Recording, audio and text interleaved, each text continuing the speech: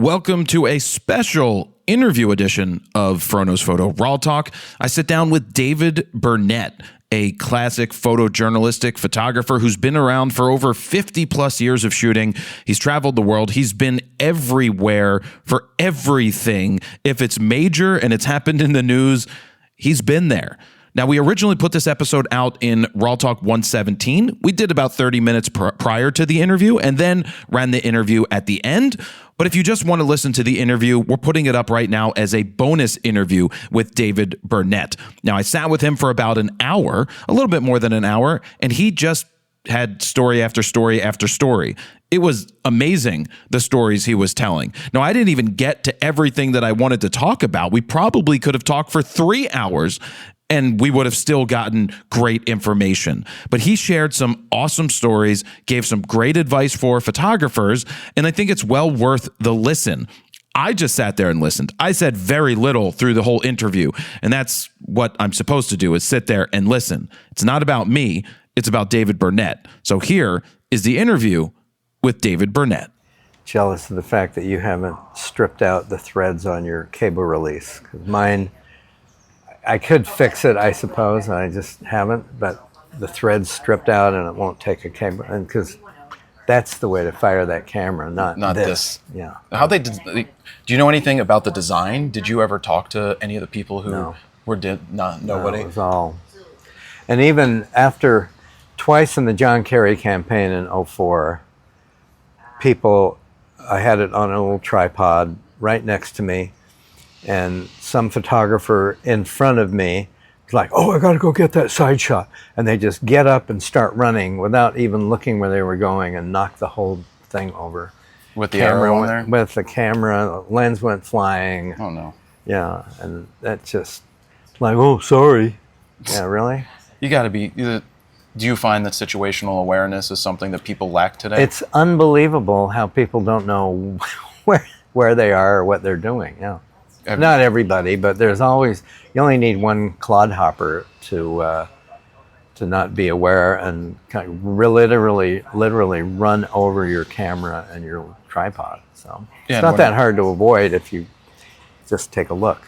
Situational awareness is something I try to preach to people. Mm-hmm. I mean, that's what makes a good photographer too, is Sure. you're aware of your surroundings, That's you're the aware whole of your point situation. of it, yeah. You found yourself in some fairly interesting situations. Have you said you've been arrested a bunch of times? Oh, I got detained a couple of times in Chile at a time when that was not a really fun thing to have happen. Once in Iran during the revolution, I got grabbed by the army guys because I was one step too slow to get away from what had allegedly been a secret police, SOVAC a torture house. Oh, wow. And, they drove me around for a while and then let me go. Do you ever have you gotten to a point where you're like, this is it, they're going to shoot me? I had the crap scared out of me in Chile a couple of times. And then I, waiting to get into Chile in 1973, I foolishly, because we had to wait in Buenos Aires for about a week before the country opened up, and I foolishly put my cameras in my fishing bag, and I went out to this street demonstration of young leftists and was shooting pictures, and all of a sudden these 4 guys surround me, and a guy pulls a gun on me and they took the cameras. Amazingly, like a day or two later, I got the cameras back, and the film was still in them. But it was like sometimes my own awareness of where to not go or where not to be kind of let me down, that I wasn't, you start to think that you have this impervious, like Teflon dipped coating that you can go anywhere and shoot anything, and you can't really. I mean, in the States you can, and most of Europe you can, but a lot of places, because of cultural or social or political situations, it's just not that easy or safe to be a photographer. How did you find yourself? I mean, you come out of college And you start shooting for Time and Life? Time magazine mainly was my main. I'd had a summer job between my junior and senior year, and when I graduated, they were like, "Oh, we thought you had another year at college and wanted to hire you for the summer." And I had plans to go to Europe after graduation with a friend from school, and we bought a car and drove around Europe for a couple of months.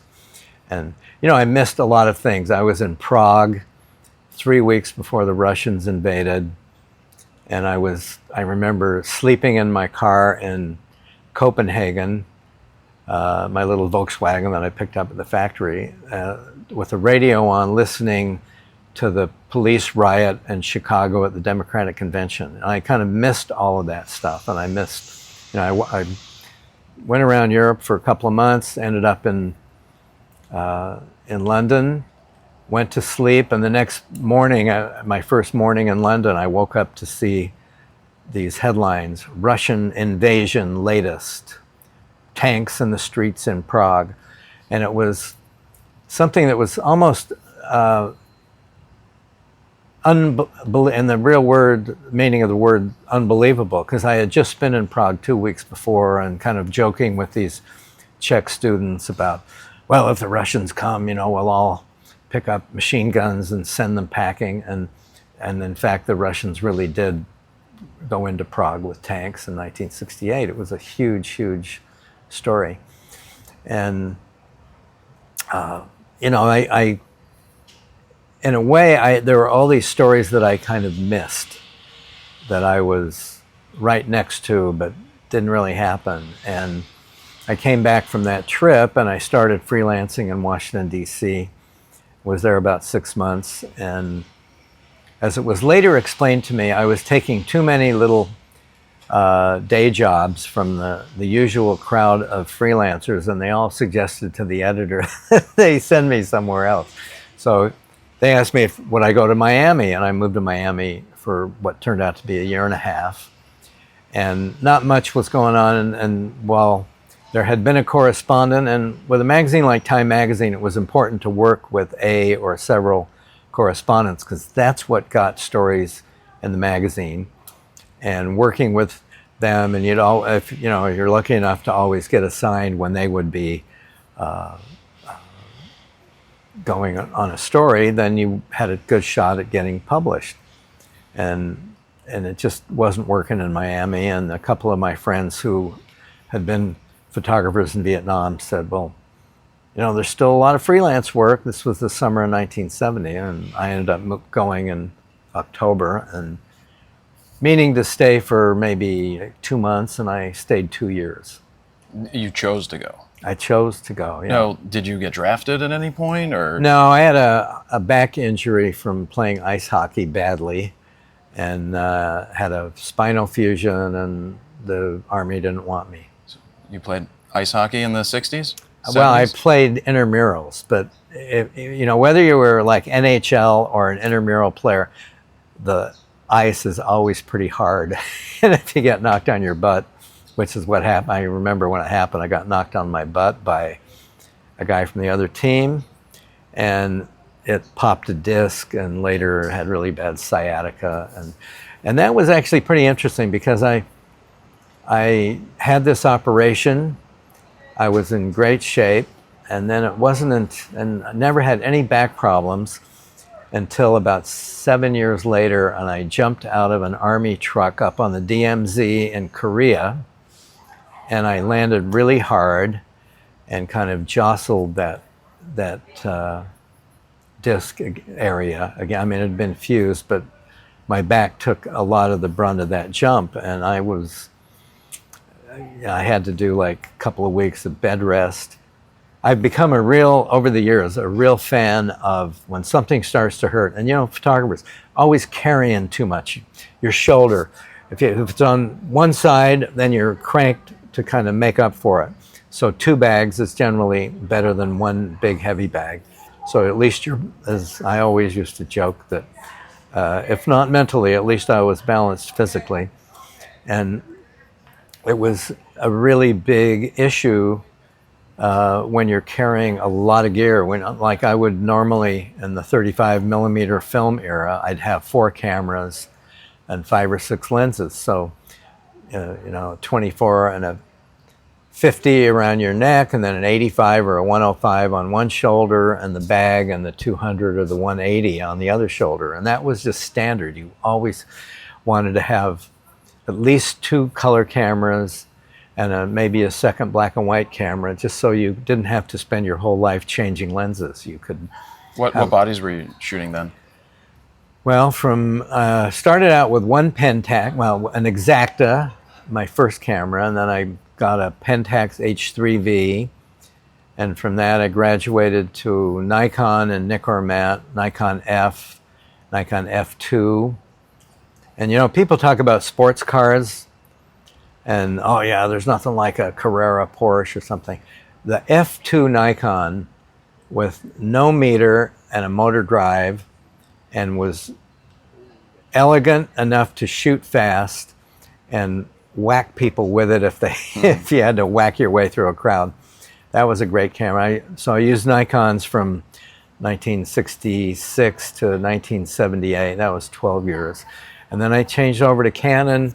Canon had just come out with a lot of new lenses, and I ended up using the Canons for 40 years. And then in 2018, I kind of had a look at the first new Sonys, and I thought, man, this is great. You're looking at the file in the viewfinder.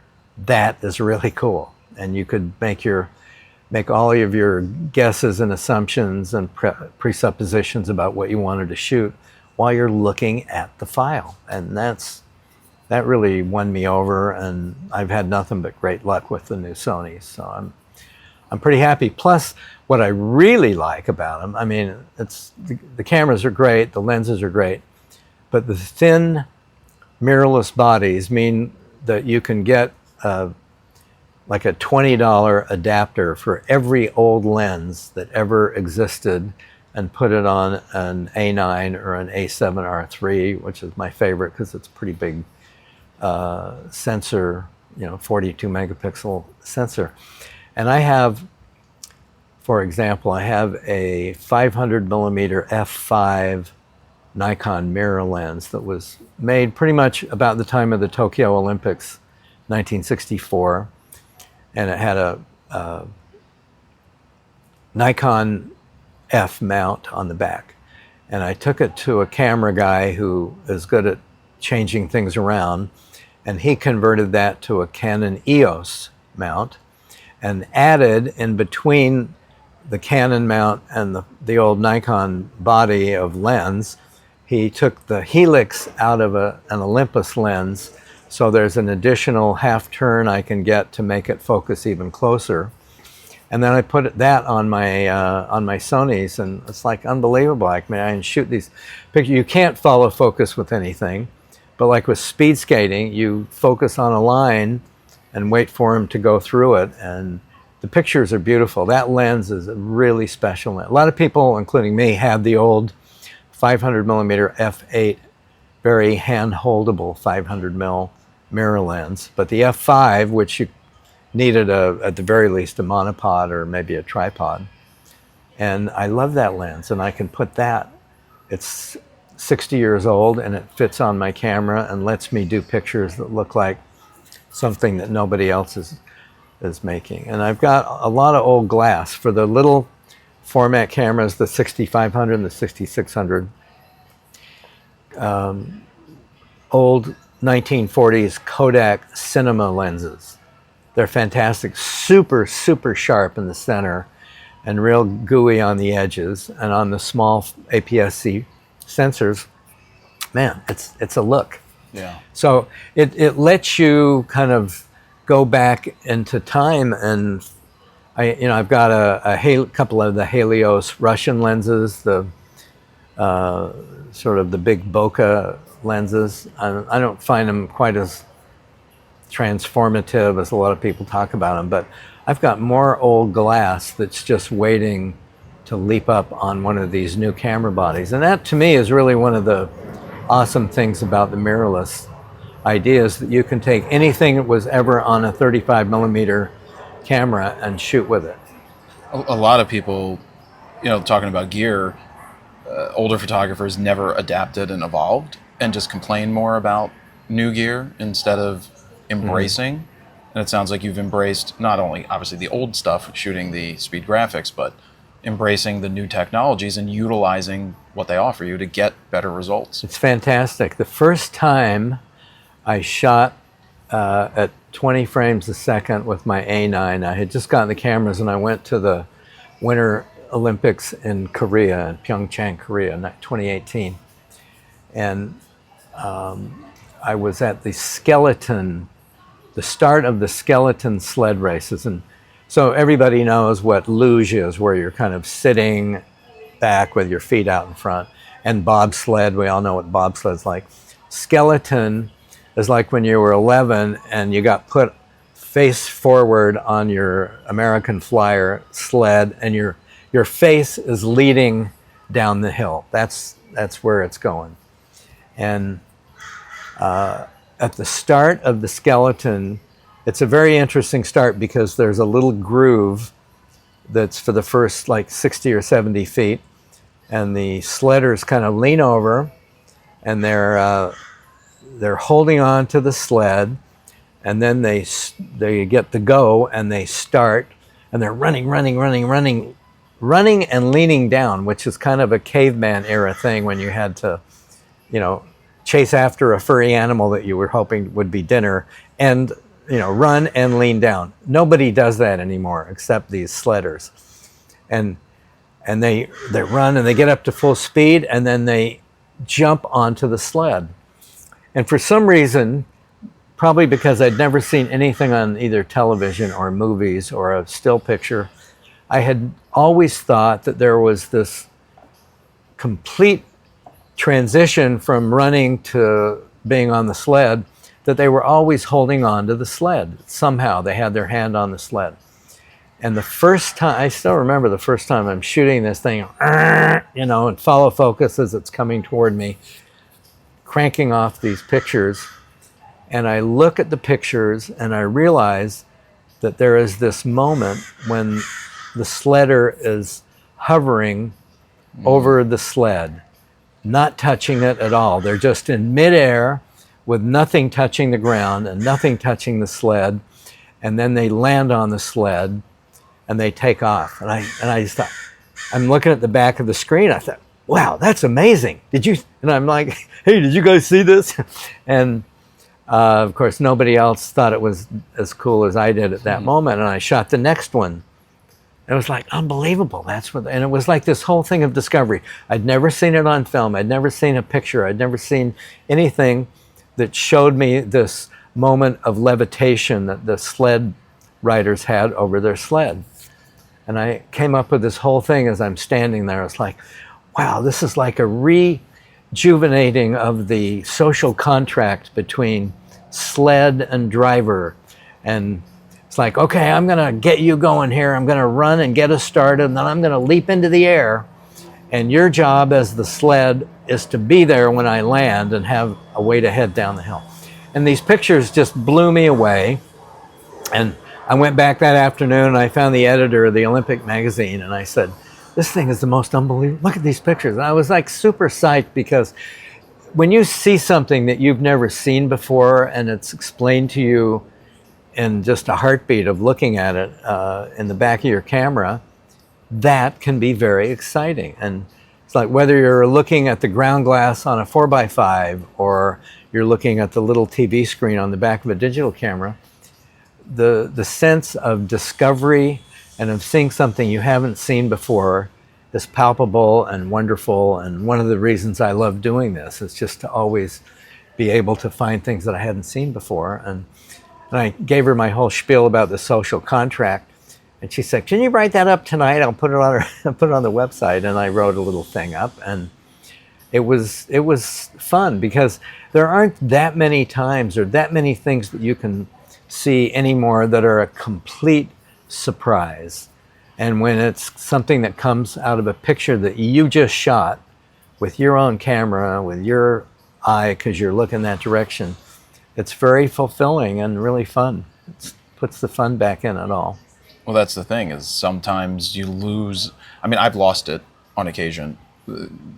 At the end of me shooting film in the early 2000s, I was like, this isn't fun anymore. And then when I got my first digital SLR, it was fun. I sat there and I took pictures of water coming out of the faucet with a flash. And I'm like, and I can see it. And you're getting this instant gratification.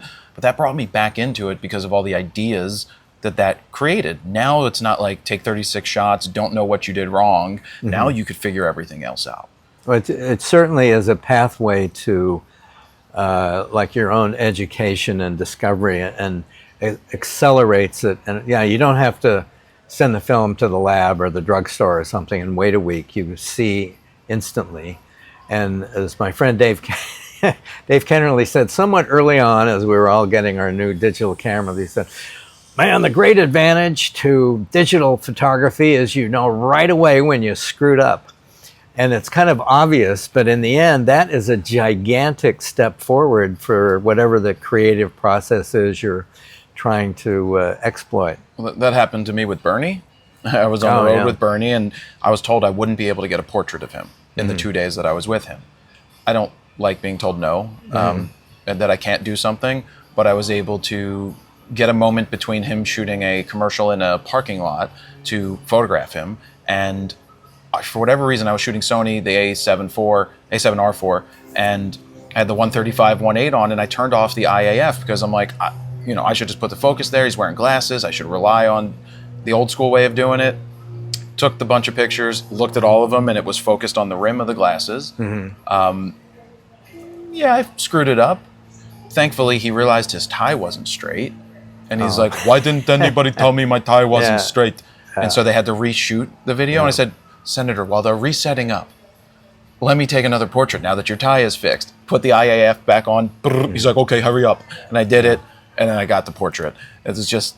Hurry up, kid. No, I know. And the thing is, the whole of your life of photography is basically figuring out ways to make up for the little screw-ups that happened 5 minutes ago. Because it's nothing, unless you're working in a studio and you have total control of everything, nothing ever works out the way you kind of suppose or wish it would. So it's always what you bring to that party to try and make up for the things that get in the way that really make it fun and challenging, and occasionally, when you're successful at it, make it worthwhile. So going on the politician side, have you had run-ins with presidents that were interesting?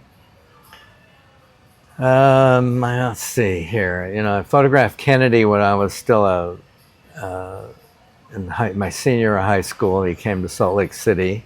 Like a rally? 2 months. Yeah, it was. And I was just telling somebody this story. I had one of those light bulb moments that my mom was the president of the League of Women Voters and always kind of aware of what was going on politically. And we see that tomorrow that President Kennedy's coming to Salt Lake City, and he's going to speak at the Tabernacle, and then the next morning he'll flip a switch at the airport, and 200 miles away, the Flaming Gorge Dam generators are going to start producing energy. So this was deemed a place that he would come and do a visit and see the leaders of the Mormon Church. So we go down to the Hotel Utah, which was the big hotel with a glassed-in atrium, and he kind of walks in and starts shaking hands with everybody, and I'm fumbling with my Pentax trying to make a picture, and everything. That night when I got home and developed the film, I realized everything was out of focus, underexposed, and blurry. It was like all three things that you never want. And it was just such a letdown. And I put that film away, and 35 years later, in 1998, I took the film out again because somebody wanted to do a project on the presidents, and I found a couple of frames that were okay. But after he did the little run through at the hotel, he went across the street to the Tabernacle, Mormon Tabernacle, this great giant hall, and was going to speak there. And I was up in the balcony looking down, kind of had a nice overall view, but there were so many people I couldn't quite get get my camera up to focus really, I had a Pentax and a 135 millimeter VMAR, probably like a 3.5 or f4 lens. And I'm just looking down there, struggling to be able to try and focus it. And I just said, the heck with it. And I put it on infinity, and I just shot the whole rest of the roll with the camera, the lens on infinity. And I got home that night and developed that film, and basically was given the gift of understanding that 60 feet is not infinity. Every frame was out of focus. It was sort of focused on across the street, which of course didn't matter because there were walls there. And it just like ticked me off. But every time I do a picture now, I mean, it's been over 60 years ago, that little moment flashes in my head like, yeah, get the focus down right, kid. Make sure you're in focus. Don't just shoot it and expect it to be in focus. Even in this age of amazing autofocus, and I just got back from the Olympics. I was shooting the kayakers and the canoe slalom racers, zooming through the splashes of water, and and a couple of times I thought, if I had my Pentax and my 135 VMAR, I would not have a single sharp picture. And yet I look at the stuff that I shot with the A9, and I borrowed an A9 III. It's pretty impressive. It's fast, and it's able to keep that autofocus in the midst of all this water spray. And what I love about this is, for me, it's like a whole new way of looking at sport, because the freezing, shooting at like a 2,000 or 4,000th of a second, the water now, instead of just being these gray or white flashes of smeared light, as Winston Churchill would have called it, like cream cheese on a bagel, just smeared across in front of the face of the canoer. Now it's frozen, and now you start to see hundreds of individual droplets of water and big globs of water that become like a character now in the picture. There's the real subject is the rider of the canoe, but the water now becomes another character, another part of the show. And to me, that is something that I like. The sled riders was something I'd never seen before, and to see these things that are right in front of you that you've never seen before is kind of a gift that the technology is giving us right now. The tech's insane. Well, let's jump back to they drop you in Vietnam, I'm assuming. Drop you somehow. Well, I bought a ticket. Someday I claim this. Someday this will be a country western tune. I bought a one-way ticket to Saigon, $512. Really? From San Francisco to Tokyo to Hong Kong, Saigon. And when I told the Time Magazine photo editor, who at the time was John Derniak, who had come to Time Magazine from Popular Photography and really was the turnaround guy that started to make Time Magazine into a player in the photo business. And I think more than anything, just as a way to cover the cost of my ticket, I think maybe in some small way he admired the fact that I wasn't being sent to Vietnam, that I bought my own ticket and I'm going to go on my own terms. But he said, and this was another, it's like I've had the good luck of all these little light bulb moments that were unimagined before they happened, and that I've tried not to lose sight of in all these years of being a photographer. But John said to me, he said, look, go draw some film from the stock room, get yourself like a couple of hundred rolls of film, which sounded like a lot, but that we used to regularly shoot a lot of film. It was not crazy to shoot 15 or 20 rolls of film in a day.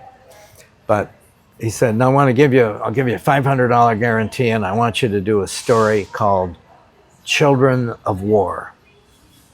And I thought, man, that's great. The right side of my brain is thinking, hey, that covers my ticket. And I'd saved some money, so when I got to Tokyo, I bought a bunch of cameras, which were then really cheap. But I had this gift that he was giving me of this story idea, and I said, well, John, and I started to ask him, I said, what do you want to, and he just cut me off. He just said, no, you are the journalist. You tell me the story.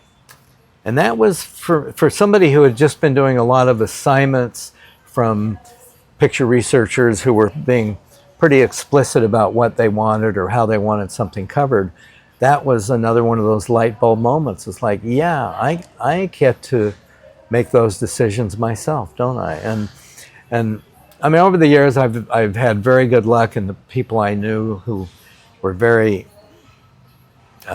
sharing and helpful along the way, and I've tried to kind of give that back to the younger people that I met along the way now, these days. But when I got to Saigon, I went over and said hello to Larry Burroughs, who was actually leaving the next day, but had a drink with him and kind of chewed the fat for a while. And then I met the Magnum photographer, Philip Jones Griffiths, Welsh guy who had spent a lot of time in Vietnam and was on his last trip there to try and finish up what would become his book called Vietnam Inc., really powerful book about the war.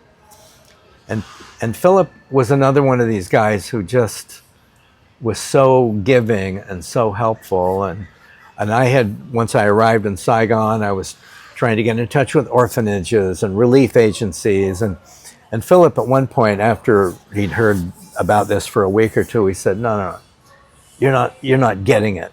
He said, being a photographer in Vietnam right now, it's not about doing a little story for Time magazine or Newsweek. So what you need to do is put 50 rolls of film in your rucksack and go up to Da Nang, and don't come back to Saigon until you've shot every roll. Just get out there and be a photographer. And I thought, I've come to realize over the years that the best thing you can do to become a better photographer tomorrow than you are today is to go be a photographer. Go shoot pictures. Go explore. Go see things that you had either a great deal about or something that you know absolutely nothing about. And engage with your eye and your camera and your whatever form, whether it's a 4x5 or a 35 or a film or digital camera. Get engaged in looking and seeing and shooting, and that's the best way. You can take all the courses you want, but being a photographer is the best way to become a better photographer. So you're out there, you go up there with your 50 rolls. I mean, this is a war zone. Yeah, How do you get embedded with the Army? You just, I was able to, I had a letter from, if you had a letter from two prospective clients, whether it was Associated Press or in my case, I got a letter from Time magazine and one from Life magazine, in which they say, we recognize Mr. Burnett as a professional in his field and we expect to be working with him going forward. And if you had two of those letters, you could get the Vietnamese Army or government, the Vietnamese government press office to give you a press card. And if they would give you a press card, then the U.S. military would give you a press card. And I still have my press cards. So which side of was it the Viet Cong were? The Republic of Vietnam, which was our allies and the people that, in 1975 fell to the North Vietnamese. But at the time, the Republic of Vietnam, based in Saigon, our allies, they had their whole own press operation, and they had their own army and their own air force, and Nixon was basically trying to get them to take over the war more and more and get American troops out. But there was still like 175,000 or something Americans in Vietnam when I got there. It was still a pretty big population. But the whole bureaucracy of, you couldn't just go to the Americans and say, give me a press card. you had to get it first from the Vietnamese, and then the Americans would in response to that. And then once you had that card, you could go to a base. You could sleep in a hooch if they had maybe there would be a press room, maybe not. Maybe you just find a bunk somewhere and go sleep. You could ride helicopters and ride military planes. So to get up to Da Nang, you would take flight 643 Alpha for Cam Ranh Bay and Da Nang. I mean, they had a whole kind of a military airline running in Vietnam, and you would just figure out where you wanted to go and try and get yourself booked on that flight. And it was, it was the first time I had been in some more, bit of civil strife, but I'd never really been in a war zone like this. And you just figure out what works and what doesn't, and how to act, and how, what it takes to not become a statistic. And yet, I lost a lot of friends and acquaintances in the 2 years I was there. There were, a lot of press people who didn't make it home. And so you're just, every day that you were able to do some work and just be thankful for being able to do that. And, I had a couple of friends from college who were in the Army, and my first trip out of Saigon and the first patrol I did was with my former college roommate, who was not a ranger, he was a scout up at a recon unit in 2 Corps up north. And I went and visited him, and he hooked me up with one of the guys in his unit. And then you learn fast how to try and be stealthy when you're on patrol, because you don't want to make noise that will be heard by a potential enemy. Just all the little stuff that it would almost be hard to write down what it is. You just start to feel it and react to it more than you're consciously aware of it. You become very unconsciously or subconsciously aware of it. And at the same time, you're looking for pictures. Well, you were chasing the children of war, right? And that ended up actually being in the days when Time magazine was not doing a lot of color work. They had to do a color layout 2 weeks before it would get printed because of the issues with their fairly antiquated press. They couldn't just put something from yesterday in tomorrow's magazine. That didn't happen until another 8 or 9 years later. In the late 70s, they were able to use color in the same way they had previously done black and white. But so I was shooting color, and I was trying to learn how to shoot color as well. I mean, you're learning all these things at once. It's like, how do I be a photographer? How do I be a good technical photographer? How do I, what light meter do I get to try and read what the light is, and how do I use it? And just, there are so many things in photography that require attention that almost nothing, now you can look in the viewfinder and you can just adjust the aperture until it looks good. I mean, and if I'd had that 50 years ago, I would have been king of America. But of course, nobody had that 50 years ago. And it was how well you learned how to maneuver in the world of film that would determine if you had a bit of a career or not. So you ended up on the ground for something that ends up being a super iconic time, with the napalm girl. Right. Like how? I mean, I was reading that was a strike that was off target. Yeah, it was it was a small village, and by the summer of '72, you no longer had this big American overlay infrastructure where you could fly somewhere. Now you had to fly Vietnamese. You'd buy a ticket on the Air Vietnam to fly somewhere. But a lot of the war was being covered out of Saigon in day trips within 50 or 80 or 100 miles, and you hire a car from the Caravel Hotel, just like a Caravel car, and it was like a '59 Chevy or a '62 Plymouth or something that had somehow made its way from Detroit, and a driver, and you just tell them where you wanted to go, and that day I was working for the New York Times, and with a reporter we went up about an hour outside of Saigon, and this little village, and some people were telling us about the fighting during the night, and they said, well, if you go about 10 kilometers up the road, there's a bigger battle going on there in this little village called Trang Bang. So we drive up there, and there's this whole line of press people across the road about maybe 500 or 600 yards outside of the edge of the village. You could see the town was little town right there. There was the pagoda, and there were the palm trees, and you could see there was a town there, and we could hear the shooting that was going on, and the grenades, and you could hear a lot of it, but you couldn't see much. And the South Vietnamese troops were engaged with North Vietnamese troops in this little village, and they called for air support.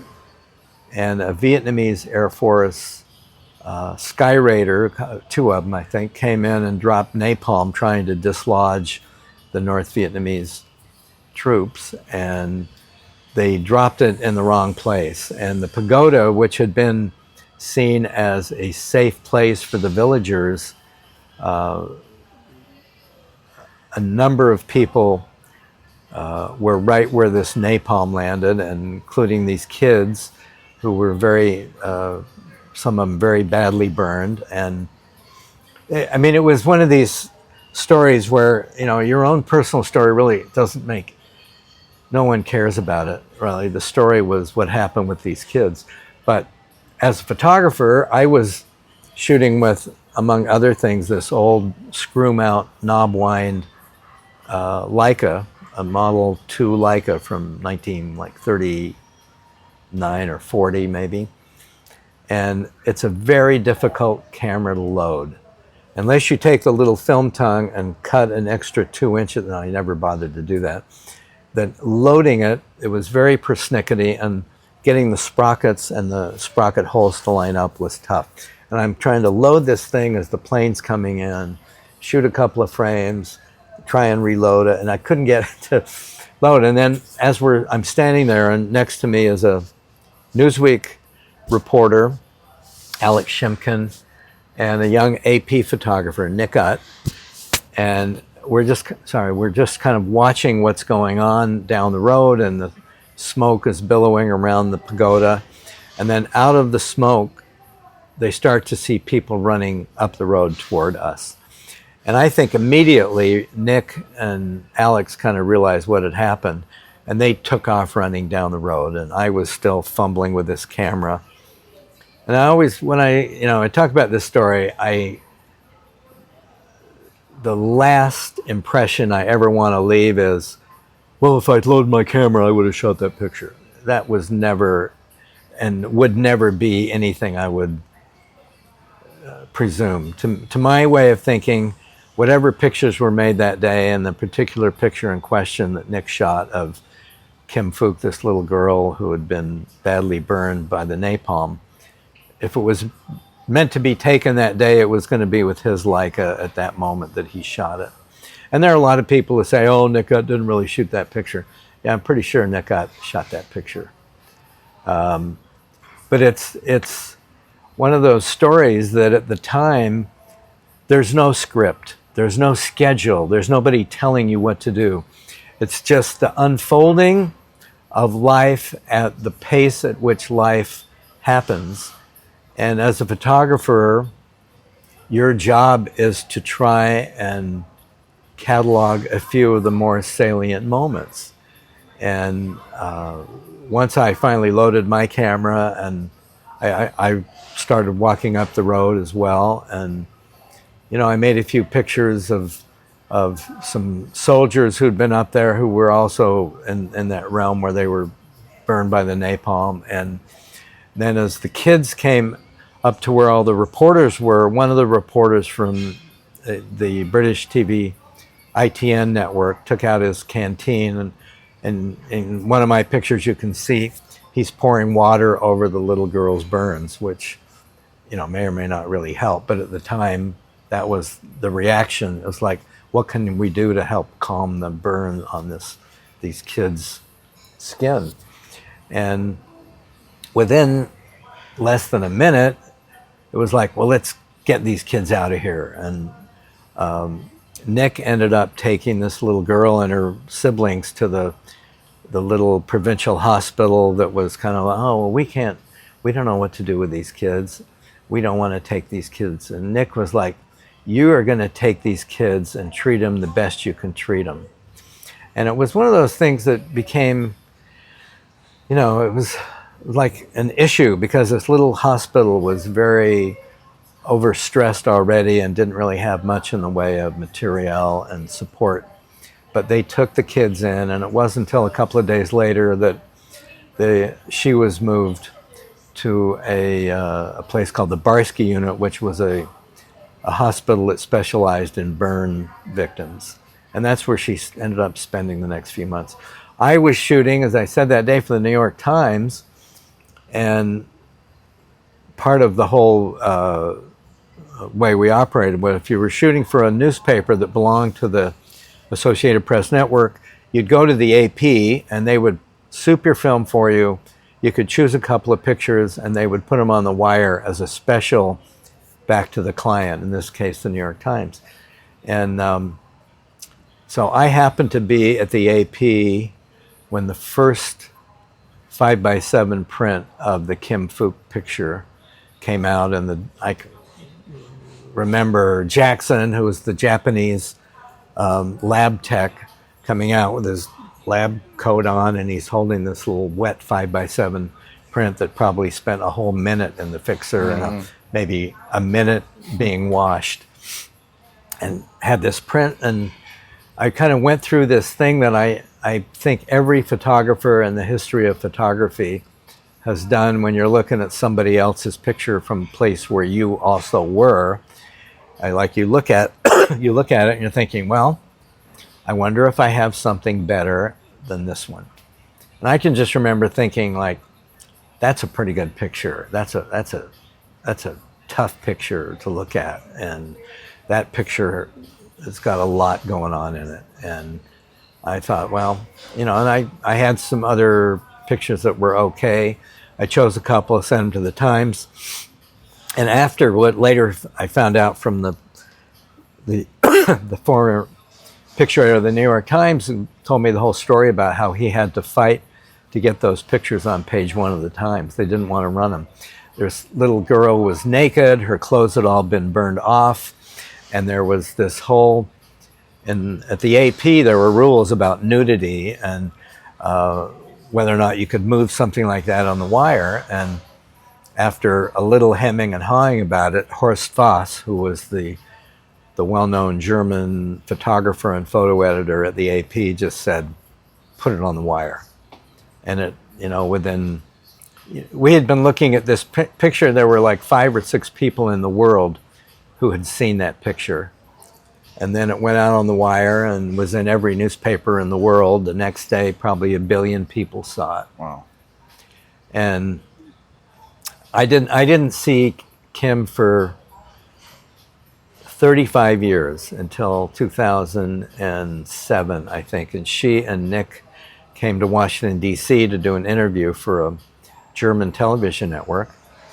And I got together with them, and I kind of stayed in touch with her now since then, since the last 16, 17 years. And she had in 2012, which was the 40th anniversary. I mean, who can imagine it would already have been 40 years. She had a dinner in Toronto where she and her husband live, and all these people who had been somehow involved around her life and the photo and the life that the photo had, because the photo certainly had its own life all these years, came to this dinner. The TV correspondent who had been pouring his canteen on her, the German photographer who later managed to get her a passport and get her brought to Germany for skin treatments, a 90-year-old French-Canadian nurse who had worked in the burn unit in Saigon. All these people gathered around this subject of this photograph, and you start to realize the power of a photograph as you know, we see pictures every day, but there aren't that many that really have this kind of focus point around which so much history can rotate.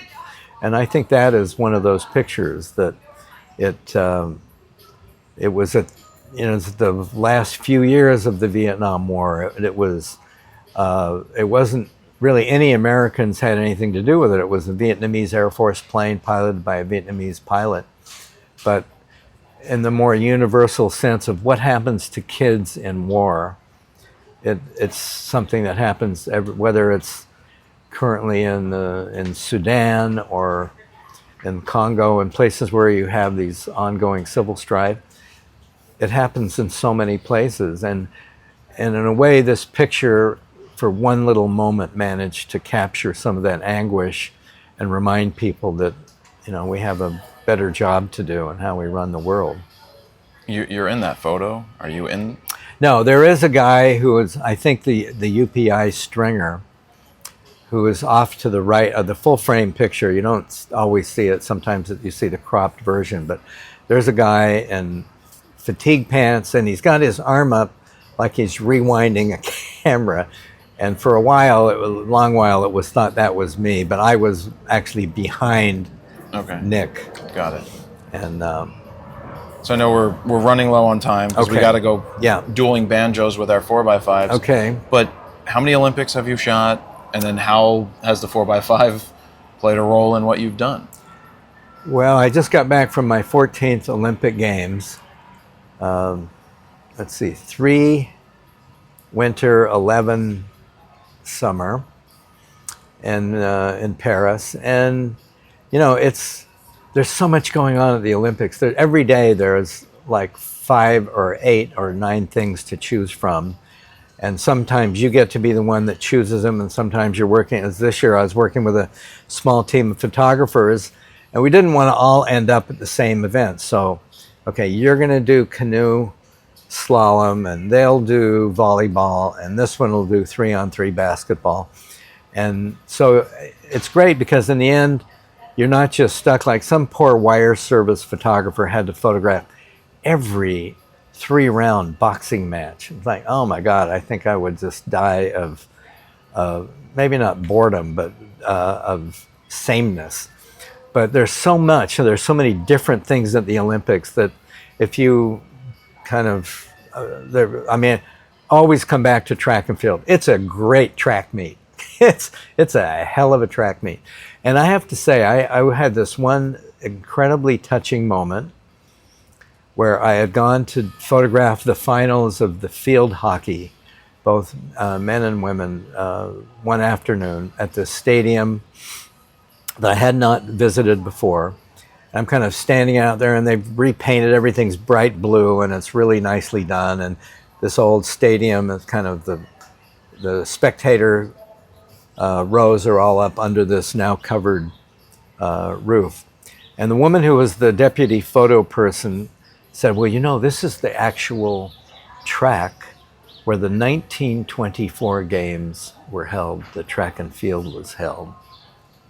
And I'm standing down on the edge of the grass, realizing that I'm standing exactly where the beginning of the 100 meters track would be, and that this is where Harold Abraham's Chariots of Fire won the 100 meters 100 years ago. And I just felt like I was dipped in history at that moment. I'm just sitting there with tears coming down my face, on my cheeks, just covered with tears, just thinking like, okay, it's 100 years. And that was, you know, through Chariots of Fire, it's a movie, but we really learned so much about the 1924 Olympics and about the way amateur athletics was in those days. And this Jewish runner who'd been discriminated against a good deal in his whole trying to become the best runner in the world. And just to think that you're standing in the same place where those guys all knelt down in the blocks to run the 100, it was just very moving. And even if, you know, I mean, I've done a lot of what could be called historic sports events, I guess, over the years. And that one just melted me into this mass of melted butter standing on the track. And it was, if I wasn't a photographer, I wasn't thinking about, well, okay, at the same time, like, where would I have stood to shoot that picture? Where would I have taken my, this was in the era long before the speed graphic was invented, probably 10 years before there was even a speed graphic. But I love the fact that as photographers, we get to visit and inhabit some of these spaces that people maybe only read about or see in movies. And my speed graphic, which I had bought one, an old 50-year-old camera from my friends at the Salt Lake Tribune in the early 90s when they were clearing out their equipment closet, and a friend, I paid him $200, which probably was about $150 too much. Yeah. But okay, and I didn't do much with it. I took it to Normandy and I shot Omaha Beach, and I did a bunch of little projects where I was trying to figure out what to do with this camera. It forces you to see in a very different way. It slows you down. You have to really think, what picture am I going to take now? And how am I going to make that picture happen? And with all the modern digital and even 35 millimeter cameras, you just don't have that anymore. Everything is at your fingertips. It's 10 frames or 20 frames a second. And this is one frame every 2 minutes, maybe. And people say to me, well, doesn't that slow you down?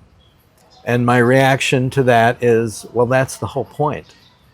This takes me to a whole other brain exercise. Like, how do I become a different photographer? How do I try and make something? And I took it with me to Paris. And after a few days, I took the camera out.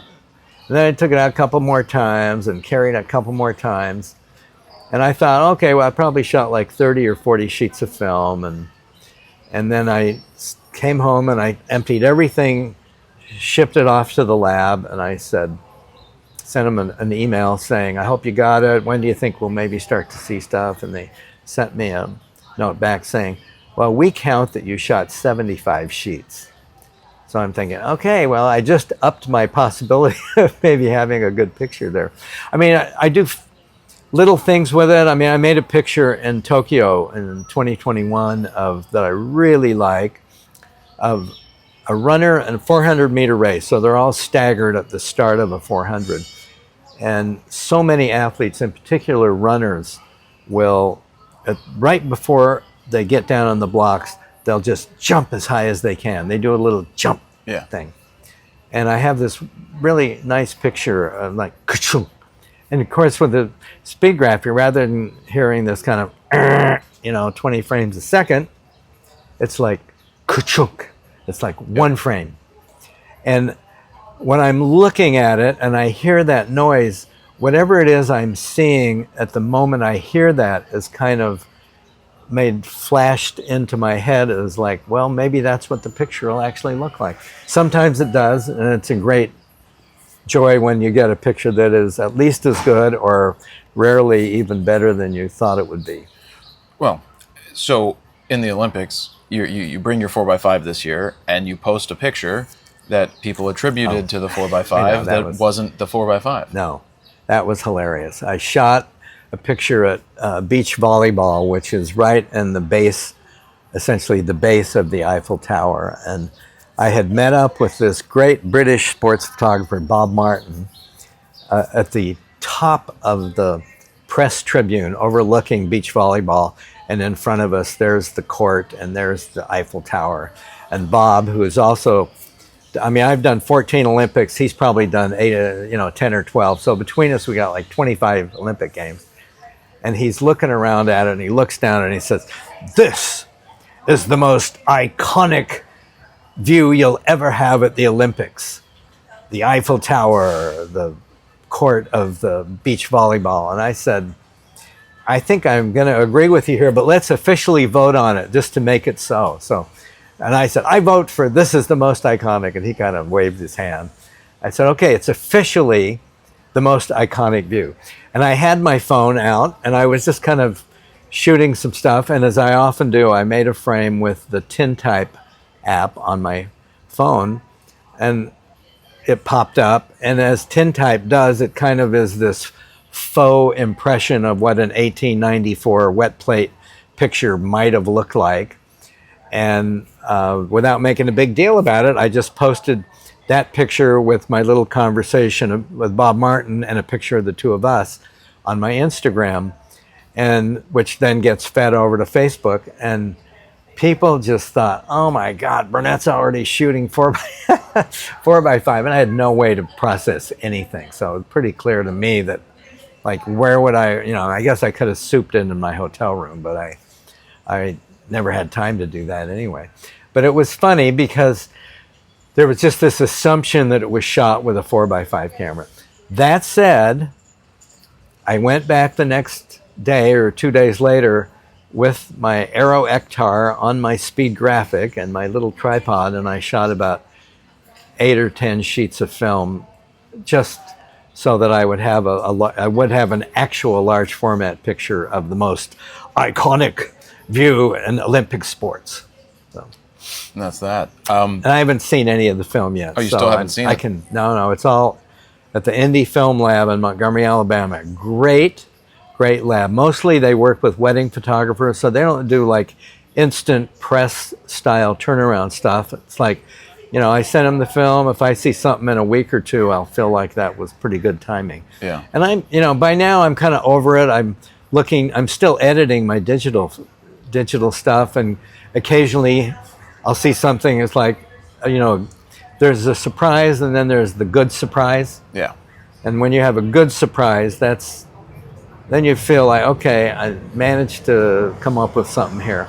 And I'm still having that with my digital pictures, and at some point, maybe next week, I'll start to see the film scans come back.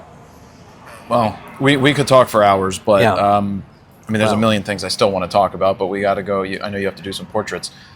Closing words for just something to tell a photographer to remember. Okay, all I can tell you is I keep going back to this thing, and it came out of just a discussion with some friends when I was trying to figure out if I was going to teach a workshop or not. And I said, well, listen, if you're going to be a photographer, the best way to become a better photographer is to go be a photographer. Don't sit around and wait for somebody to tell you something or to assign you. You have to assign yourself. It's like John Derniak said to me, you're the photographer, you're the journalist, you tell me the story. And so everybody in their own way, doesn't have to be a big news story, but whatever it is that intrigues you, go shoot it and look at it and then go shoot it again and make it better. I agree. Thank you for taking your time. Pleasure. Pleasure. I'm going to go get photos of you taking photos with your 4x5, and then hopefully get a portrait of you with my 4x5. Well, it's stay tuned, Pete. Stay tuned. We also gained about 2 stops of light since we've been sitting here. But it's nice, soft. It's perfect. It's this. Everything is like a giant softbox overhead. It's a bright overcast, not a dark overcast. It's a bright overcast. Yeah. B-O. B-O. All right. Thank you very much. Bright overcast. Anytime.